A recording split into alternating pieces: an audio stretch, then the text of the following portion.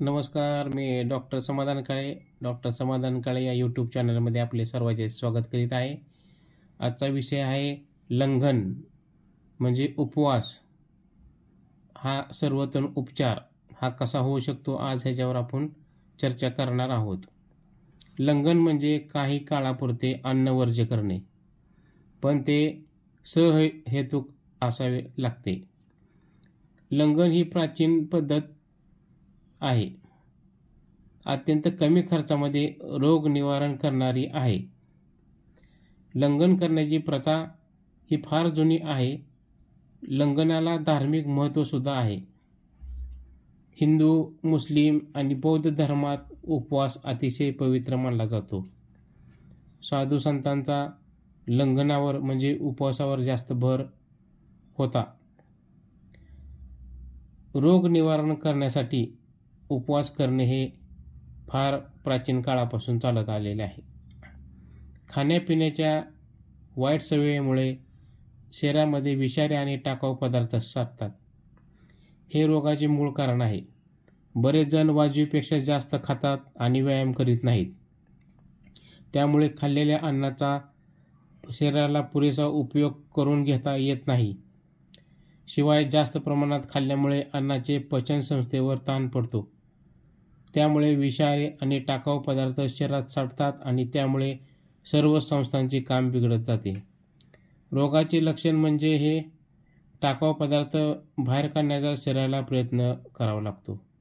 कोणताही रोग ज्या कारणाने होतो त्याविरुद्ध उपाययोजना केली की रोग बरा होतो. उदाहरणार्थ, जास्त खाण्यामुळे होतो म्हणून उपवास करावा.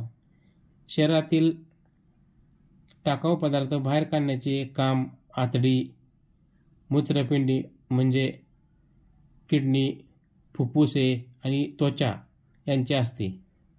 उपवासामुळे या अवयवावर जास्तीचा ताण पडत नाही आणि ते आपले काम सुरळीतपणे करू शकतात. थोडक्यात म्हणजे उपवास म्हणजे शरीर शुद्ध करण्याची एक प्रक्रिया आहे.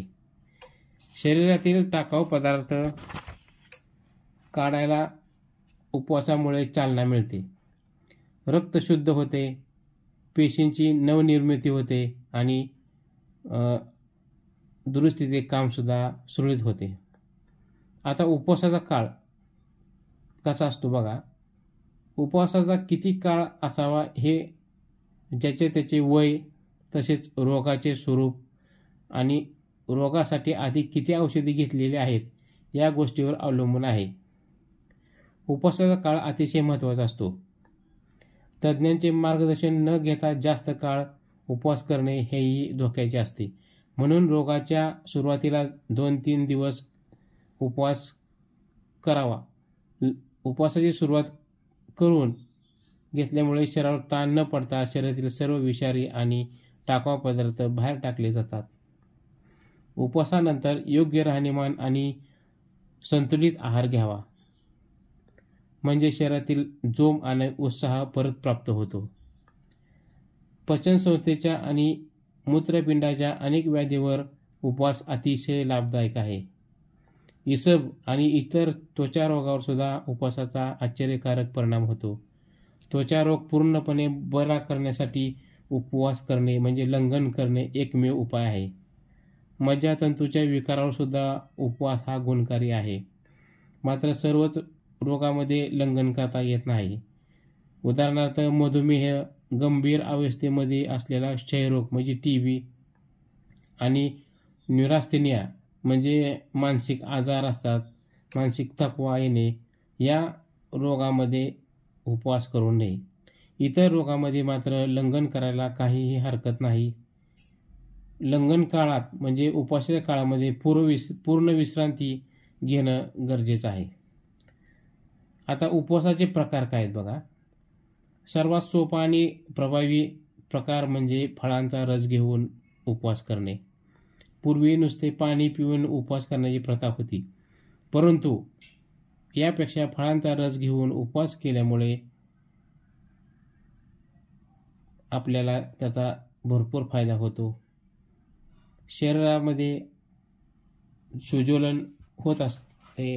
लंघन काळामध्ये आपल्याला उष्णता वाढल्यामुळे शरीरात ज्वलन होत असते आणि शरीरातील विषारी पदार्थ मोठ्या प्रमाणात बाहेर पडत असतात. या कामाला मदत म्हणून अल्कली गुणधर्माच्या फळांचा रस घ्यावा.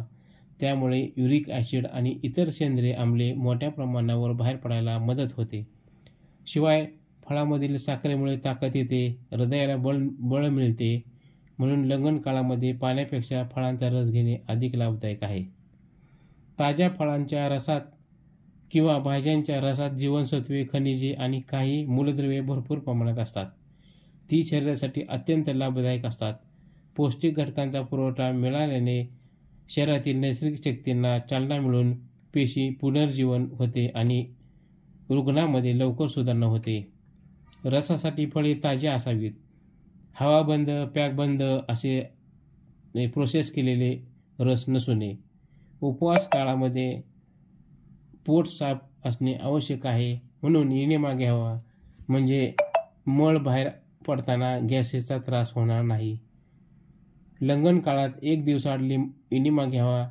तहान लागली तर शुद्ध पाणी प्यावे. दिवसातून कमीत कमी 6 ते 8 पेले द्रव पदार्थ किंवा पाणी घेणे आवश्यक आहे. लंगन सुरू असताना शरीरातील विषारी आणि टाकाऊ पदार्थ बाहेर काढण्यासाठी मोठ्या प्रमाणात ऊर्जा खर्च होत असते. म्हणून संपूर्ण शरीर आणि मानसिक विश्रांती अत्यंत आवश्यक आहे. लंगन काळात संत्र्यांचा आणि द्राक्षांचा रस दिला तर शरीरातील विषारी द्रव्ये पेशीमधून बाहेर पडून वेगाने रक्तामध्ये मिसळतात. त्यामुळे चक्कर, उलट्या, जुलाब याचा त्रास होतो. याचा रुग्णाला जास्त त्रास व्हायला लागला तर लंगन बंद करावे आणि पालकासारख्या चोथायुक्त भाज्या शिजवून खाव्यात. वजन जास्त असणाऱ्या माणसांना लंगन म्हणजे उपवास करणे सहज जमते. लंगनामुळे वजन कमी होत असल्यामुळे त्याचाही त्यांना आनंद होतो. पहिल्या दिवशी भुकेमुळे त्रास होतो. काही जणांना भूक सहन होत नाही, परंतु नंतर हळूहळू सवय झाल्याने खाण्याची भावना कमी होते. आजारी माणसांना आधीच भूक लागत नाही, त्यामुळे त्यांना लंगनामुळे उलट बरेच वाटते. सर्वात सोपा नियम म्हणजे कडकडून भूक लागेपर्यंत किंवा पूर्ण बरे वाटेपर्यंत काहीही खाऊ नये. आता लंगनाचे म्हणजे उपवासाचे फायदे काय आहेत बघा. उपवासाचे अनेक फायदे आहेत. लंगन काळामध्ये शरीरामध्ये चरबीच्या रूपाने जो ऊर्जेचा साठा असतो त्याचा शरीर वापर करते. प्रथिने आणि स्निग्ध पदार्थ मिळत नाहीत, म्हणून शरीर आपल्याच पेशींचा आहार म्हणून उपयोग करते. या पेशी एकतर खराब झालेल्या असतात किंवा मेलेल्या असतात.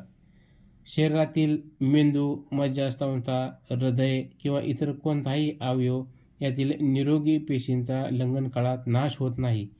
हे लंगन काळाच्या प्रभावी रहस्य आहे. लंगन काळात खराब झालेल्या किंवा मेलेल्या पेशींचे पचन होते आणि त्या जागी नवीन व निरोगी पेशी तयार होतात. आतडी, इंटेस्टाईन म्हणजे आतडी, मूत्रपिंड, त्वचा आणि फुफ्फुस हे अवयव शरीरातील घाण बाहेर टाकण्याचे काम करत असतात. लंगनामुळे म्हणजे उपवासामुळे त्याच्यावर जास्तीचा ताण नसल्यामुळे ते आपले काम व्यवस्थित आणि वेगाने करतात. उपवासामुळे पचन संस्थेला आराम मिळतो. लंगनानंतर पचन आणि शोषण सुधारते. लंगनामुळे शरीरातील सर्वच अवयवांच्या कार्यामध्ये सुधारणा होते. मनावरही चांगला परिणाम होतो. लंगनानंतर आहाराची सुरुवात कशी करायची. लंगन म्हणजे उपवासानंतर लगेच नेहमीसारखे जेवायला सुरुवात करू नये. हळूहळू सावकाशीने आहार वाढवावा.